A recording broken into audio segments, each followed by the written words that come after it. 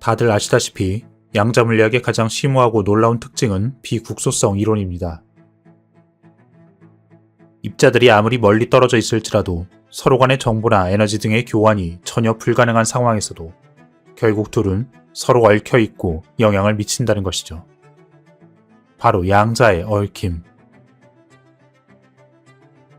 결국 물체들은 공간과 시간의 제한된 영역에 국한될 수 없으며 우주의 나머지 부분과 맺고 있는 그 관계가 그들의 고립된 현존보다 더 중요하다는 것입니다. 마찬가지로 불교의 가장 근본적 철학적 관점은 공입니다. 모든 존재는 서로 얽혀 있으며 그러기에 존재할 수 있는 것. 하지만 오직 홀로서는 존재할 수 없는 것. 물체는 제한되고 독립된 것처럼 보이지만 실제로는 인간이 상상할 수 없는 복잡다기한 방식으로 서로 얽히고 설키며 존재한다는 것입니다. 그렇다면 대체 양자물리학의 비국소성과 불교의 공, 이 둘은 어떤 관계가 있을까요? 우리 집 마당엔 길다란 나무 기둥 하나가 세워져 있습니다. 창문 너머로 내가 바라볼 때 그 기둥은 내가 알건 모르건 독립적이고 실제적으로 존재하는 것처럼 보입니다. 그 자체로 존재하는 것처럼 보이죠. 하지만 실제로 그 기둥은 셀 수 없는 원인과 조건에 의지하고 있기에 독립적 존재가 아닙니다. 숲에서 잘려나와 가공을 거치고 우리 집 뜰 안의 장소에 의존하고 있습니다. 스스로의 기둥, 그 이전의 원인과 조건, 환경에 깊이 연관되어 있고 서로 의존하고 있습니다. 또한 기둥의 존재는 우리가 아는 것과 깊게 연관되어 있습니다. 알미란 개념적 명칭, 이름 짓기, 감각적 지각, 기억 또는 연상, 그것 등을 통해 우리가 기둥이라 부르는 그 대상에 연결시킵니다.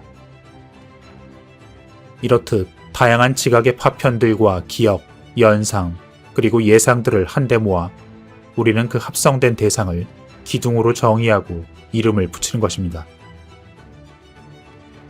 기둥을 구성하는 그 부분들은 본래적 존재가 없는 대상들이지만 여전히 작용을 하고 우리에게 도움을 주고 어떤 관계를 설정합니다. 그리고 이때 마음의 어려움이 생겨납니다. 우리의 마음은 대상들에게 독립적 또는 본래적 존재라는 거짓 특성을 부여하기에 우리는 그 투사 덕분에 대상을 평가하고 그것으로부터 도망가기도 합니다. 그리하여 결국 독립적 존재라는 그 거짓의 축과 연결된 고통의 수레바퀴를 돌리게 되는 것입니다. 만약 진실로 그 기둥이 홀로 존재한다 생각해 보십시오. 그렇다면 그 기둥은 외부에 있는 그 어떤 것에도 의존하지 않습니다.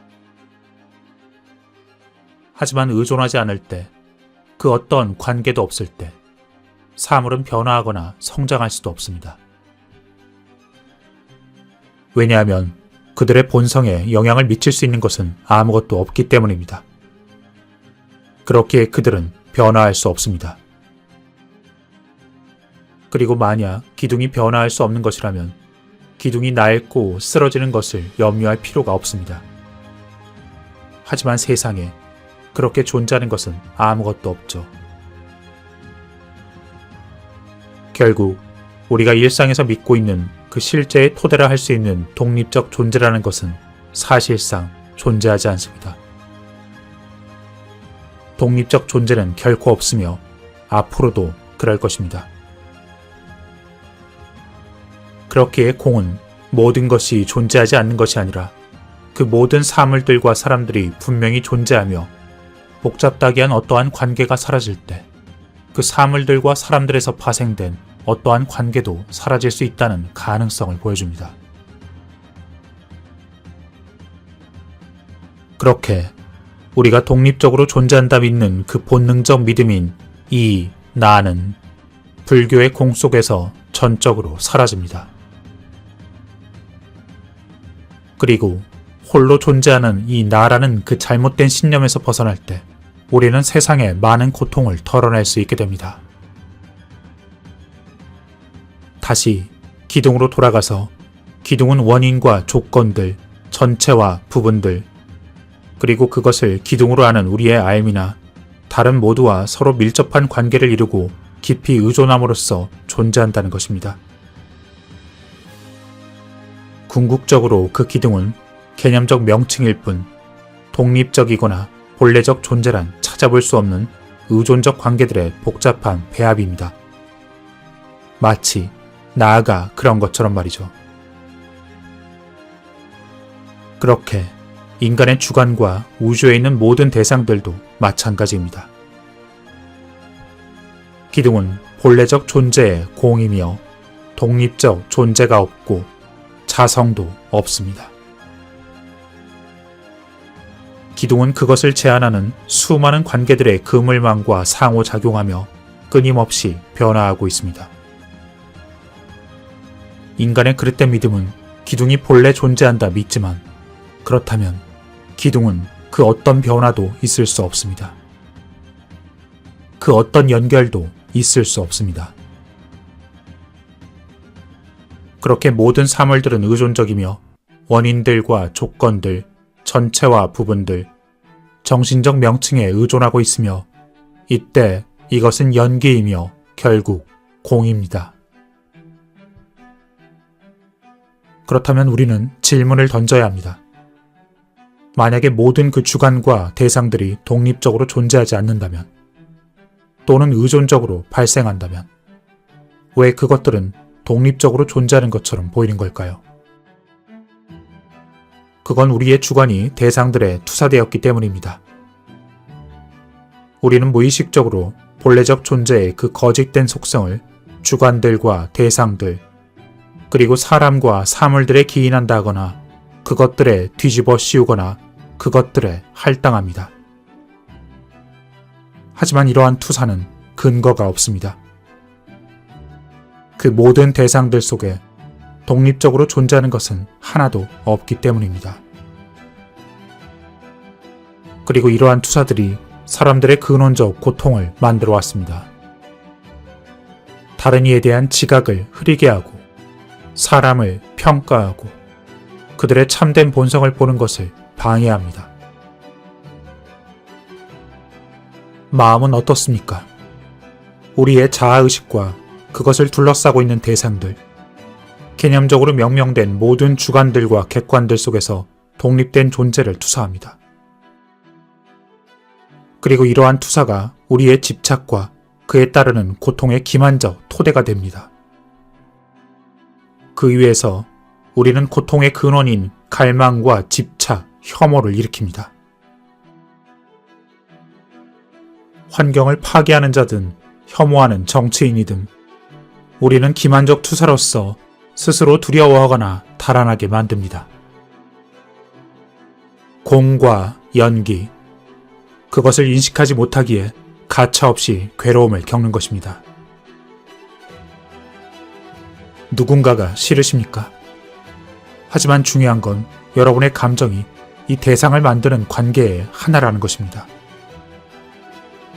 여러분이 싫어하며 독립적으로 존재한다 잘못 믿고 있는 그 대상은 외적으로는 실제하는 현상과 전혀 관계가 없다는 것입니다.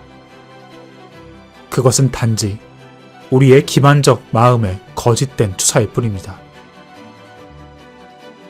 그 거짓된 감각의 세계, 그것은 잘못된 투사의 산물인 것을, 허구의 세계에 의해서 만들어진 감정들이 천당과 지옥 사이를 오가게 합니다. 착각 위에 세워진 불만의 순환이 우리를 또다시 태어나게 합니다. 그러니 우리가 공을 이해할 때 그 수레바퀴를 깨뜨릴 수 있습니다. 결국은 괴로움을 멸할 수 있습니다. 우리 집들엔 야생화들이 있습니다. 아름답고 화려한 짙은 적색, 눈부시게 밝은 청색.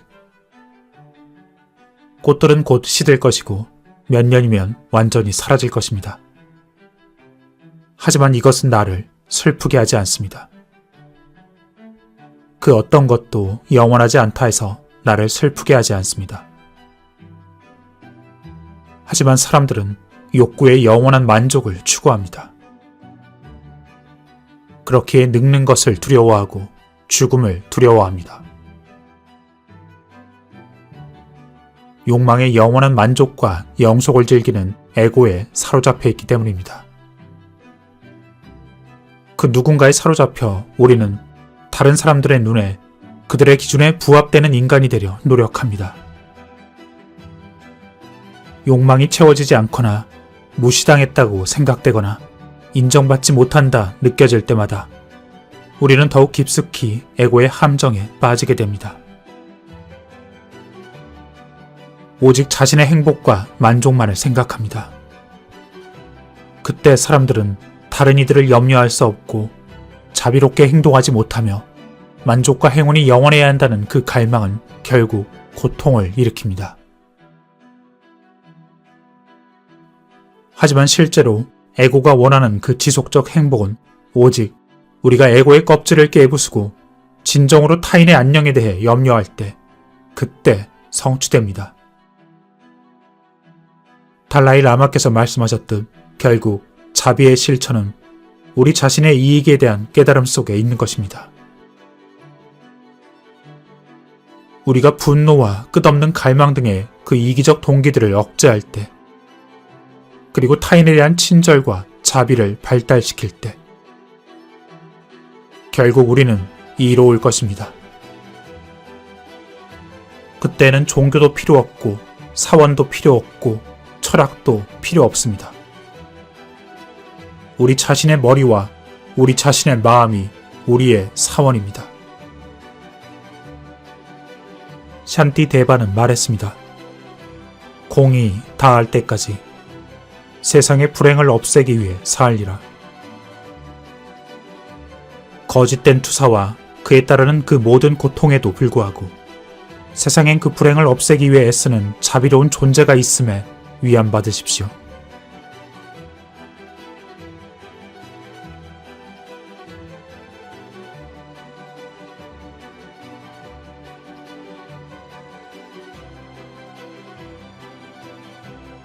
이제 이러한 불교의 공사상이 양자물리학의 비국소성, 그 양자의 얽힘과 어떤 관계가 있는지 살펴봅니다.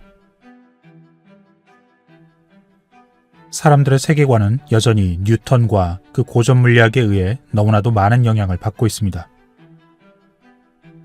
우주는 독립적이고 본래 존재하는 작은 입자들, 즉 다른 무언가에 의존하지 않고 존재하는 실제들로 구성되어 있다는 것이죠. 그것이 입자이든 사람이든 물체이든 그것들은 독립적인 실제성이 우선이고 다른 대상들과의 관계는 그 다음입니다.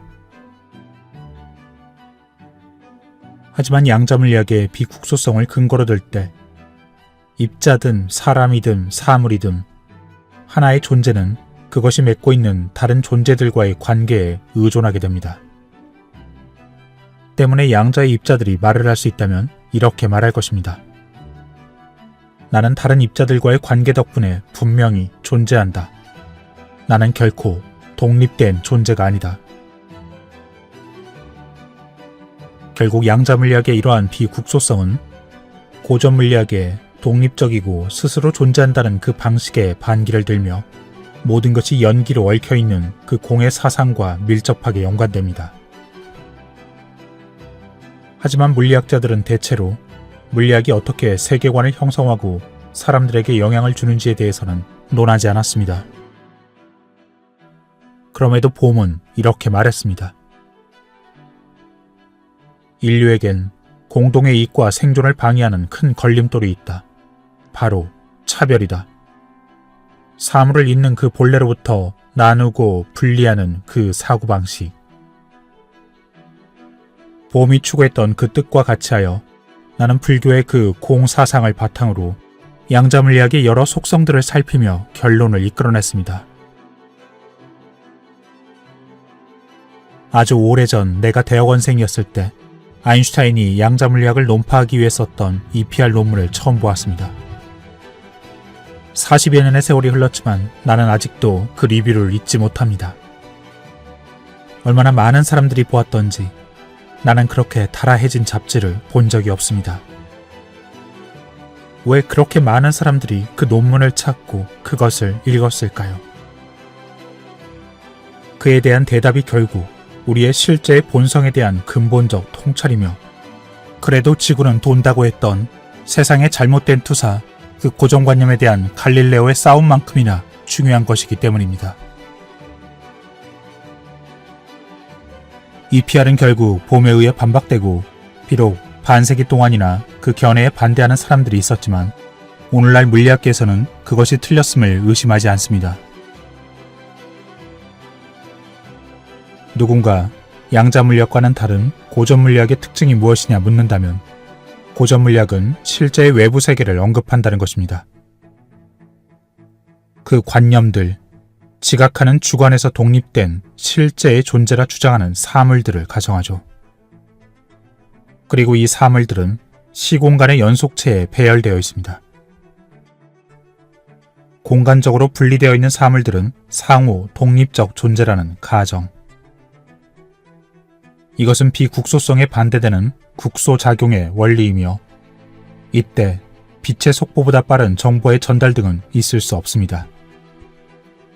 이것은 아인슈타인의 분리 가능성이고 상호 분리되어 존재하는 것들은 본래의 명확한 특성을 가지는 것으로 간주됩니다. 그리고 그 독립적 존재의 기반 위에서 모든 관계들이 수립됩니다. 마치 이 세상에 너와 나가 분리되어 있는 것처럼 말이죠. 하지만 표면적으로 국소적으로 보이는 그 관계에서 벗어나 우리가 입자의 세계로 들어갈 때 국소성은 깨지고 비국소성이 드러납니다. 제 아무리 멀리 떨어져 있는 입자라 할지라도 둘은 결국 얽혀있고 빛의 속도를 초월합니다. 결국 이들은 우리가 상상할 수 있는 것 이상으로 상호 의존적이고 깊게 연관된 신비한 수준의 상호의 연결성을 보여주고 있습니다. 그리고 이러한 사실이 이중슬릿 실험의 분자 단위의 확대 등을 통한 사실들로 입증이 돼가며 결국 그 비국소성이 세상에 대한 우리의 생각을 전적으로 교정하고 우리가 잘못 가지고 있는 그 왜곡된 투사를 제거하도록 우리에게 말하고 있습니다. 우리는 더 이상 이 세상을 명확한 시간과 공간의 영역에 자리하고 있는 독립적 존재로 생각할 수 없습니다.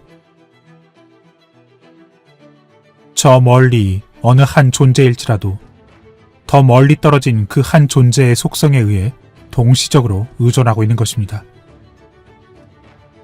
양자의 입자들은 다시 말할 것입니다. 나는 다른 존재들 덕분에 분명히 존재한다고.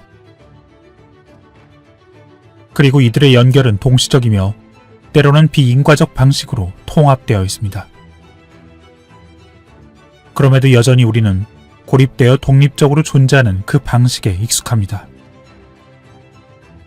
세상은 과학과 철학의 토대에 이르러 커다란 패러다임의 전환을 요구하지만 우리는 아직 그대로 있습니다. 그리고 그러한 양상은 앞에서 봄이 말한 내용에 잘 나타나 있습니다. 분리되고 단절된 것으로 나타내는 그 사상이 세상의 모든 갈등을 야기하고 있음을. 이때 양자물리학의 비국소성은 세상의 이런 잘못된 견해에 대한 반대의 내용을 가르쳐줍니다. 그리고 그것이야말로 평화의 물리학입니다. 나는 다시 공으로 돌아가 이것을 말합니다. 공과 자비, 공의 실현, 우리를 둘러싸고 있는 세상, 나와 다른 사람들과 그 뿌리 깊은 상호의 의존성의 실현. 그것은 나의 중심을 줄이고 모든 생명에 대한 관심을 늘려줄 것입니다.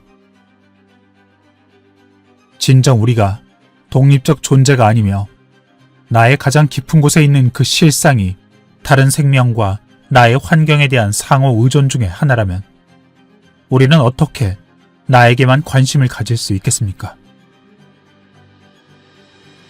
어떻게 그 모든 사람과 사물들을 규정하는 그 수많은 의존의 관계 속에서 단 하나의 교차점에만 초점을 맞출 수 있겠습니까? 생각해 보십시오. 우리 몸속의 세포 하나가 오직 자신만의 욕구를 위해 채우려 하고 그리하여 전체를 해치는지요. 결국 공의 원리는 그것이 불교에서 나온 논증이든 아니면 양자역학에 의해서 나온 것이든 당신이 있기 때문에 내가 있는 것입니다. 나의 진정한 존재는 당신의 존재를 필요로 합니다.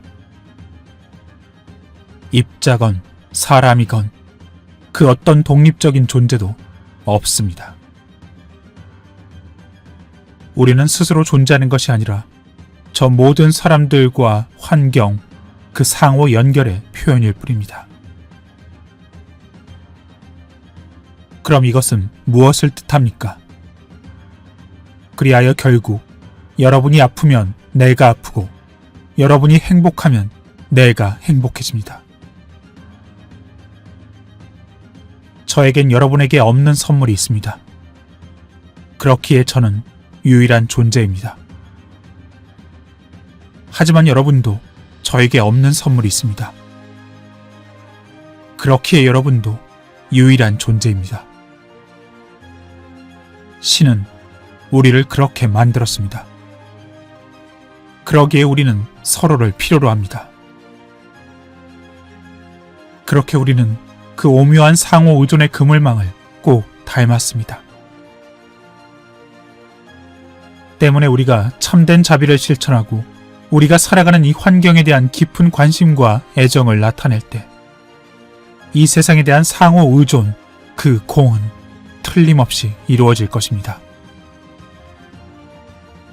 공과 자비의 두 큰 기둥 사이에서 나는 진실로 공에서 자비를 논리적으로 도출하고 싶었습니다. 그리고 이론 물리학을 토대로 그 시도를 했고 완벽하진 않지만 공은 분명히 자비의 필요를 암시합니다. 하지만 이러한 지적인 유의만으로는 공에서 자비를 도출할 수는 없습니다. 다행히 나의 삶은 가슴에서 공에 접근하는 방법, 다른 이의 고통에 들어가 그들과 연결되어 있음을 느끼게 해주었습니다. 그리하여 나는 타인이 겪는 괴로운 현실에 마음을 열게 되었습니다. 나아가 모든 고통받는 존재들에게 마음을 열게 되기를 갈망합니다. 그리하여 나의 에고와 나의 욕망에만 집중하는 그 마음은 약해지며 모든 연결은 머리가 아닌 가슴으로 이루어집니다. 그렇게 사람들과의 연결을 통해 내가 누구인지를 확인했습니다. 그런 관계가 없으면 나라고 할 만한 것이 없음을, 그들이 있기에 내가 존재함을.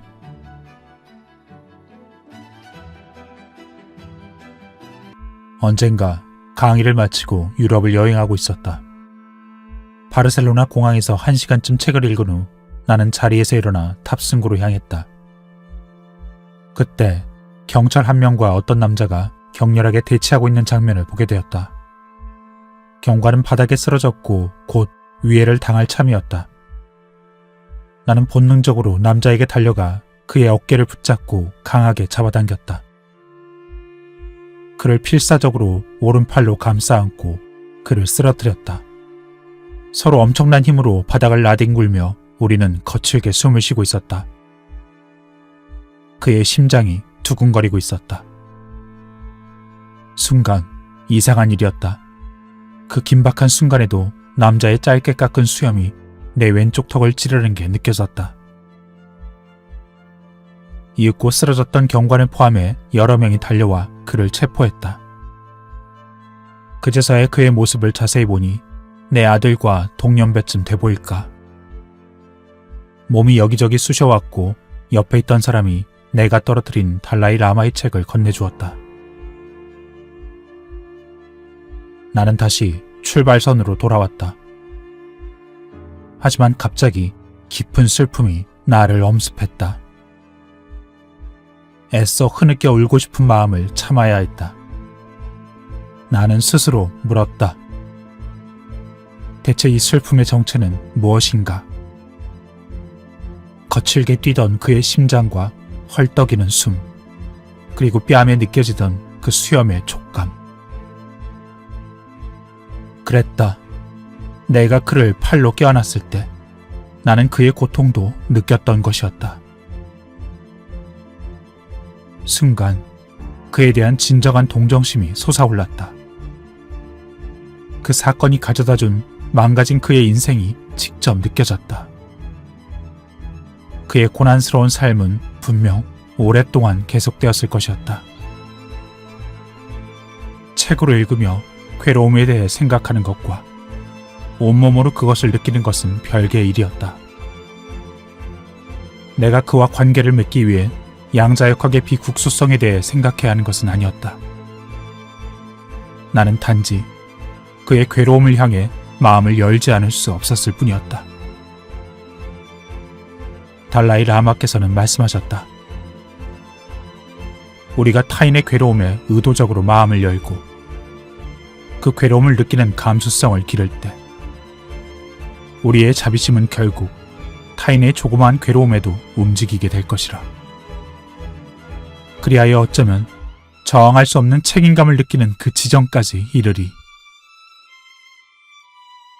나는 분명 그 수준엔 미치지 못했지만 타인의 괴로움을 향해 마음을 열었다. 그것은 결국 우리 모두 깊게 맺어진 상호 연결을 이해하게 만드는 체험이었다. 어쩌면 그 사람은 내 아들이었을 수도 있었다.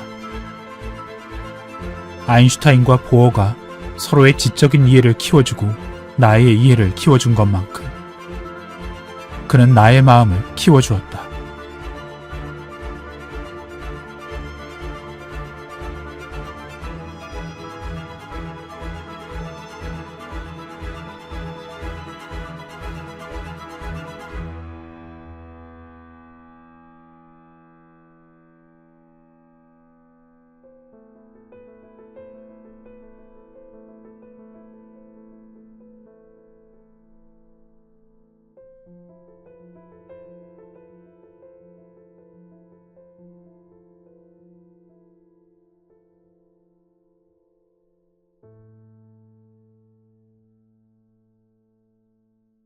You're amazing. No, I'm not. Yeah, you are. I'm just collecting recycles. You can get good money for it, huh? No, but it's, it's something. You get the feeling you're helping to clean up the You environment. got an awesome hat there, It but was a gift from a friend. She thought this would look better than the hat I had on before. oh, well, So- guess what? What? I got a hat that I think looks better than the one you got on right now, right here. No, you keep that. No, I want to give this to you. Ready? Try it on. Oh, there you go. And the new sheriff in town. And there's a gift in there for you. Oh my, no. $500. No. You can take that and make many people happy. You've already made me happy. No, Yes, you you're have. amazing. That hat's yours and that money's yours. I was in a house fire and my house burned down and I didn't have any insurance. So I'm trying to save money any way I can to try and fix up the house. You help people, I help the environment.